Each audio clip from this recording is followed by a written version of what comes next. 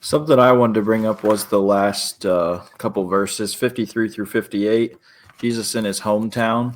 And it's just like, I feel like these people just like grew up with Jesus and they just could not, the carpenter's son with all these brothers and sisters, he could not, they just could not bring themselves to believe his message.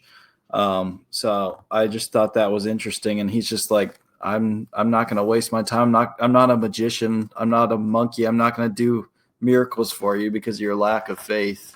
So it's just like, I'm not going to perform for you guys. Like, you've grown up with me and you're not believing what I'm saying. So I thought that was interesting. Yeah. Also, when you actually, something that actually picked my eye was like he said, they say, "Isn't this the carpenter's son?" Why would they just say that? When you actually look at the Jewish law, someone who didn't have a biological father or was not recognized by him was actually couldn't speak in public. That's kind of curious because um, why Jesus was spoken out loud and with this authority.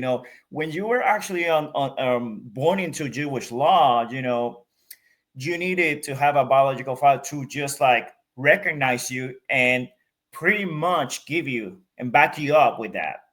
So somebody who behave and like Jesus could actually be, he could have some minor kind of like sanction. He wasn't actually just pretty much punished by capital law, but it was actually considered somebody who was rebellious.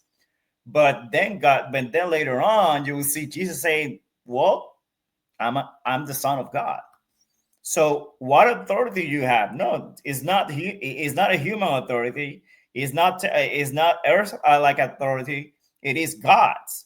So there's a lot of details that when you actually search, you're like, wow, like he was actually against a lot. I got against a lot of laws. People, the religious kind of like perspective. So Jesus overcame all of that, even being illegitimate because he was actually, we know that he wasn't, but the way that we can actually confirm that, like um people knew people knew like when he was actually born, in a way, like he was at the situation that he would that when Mary said that this was actually from the Holy Spirit, and then Joseph comes over here at the scene, he's like, well, I'm gonna take care of them.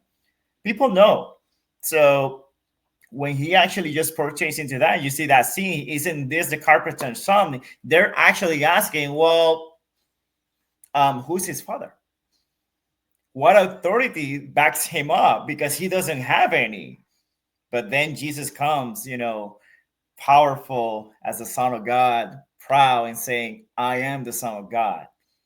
I'm not under just like your human kind of like authority. So it's really amazing, that statement.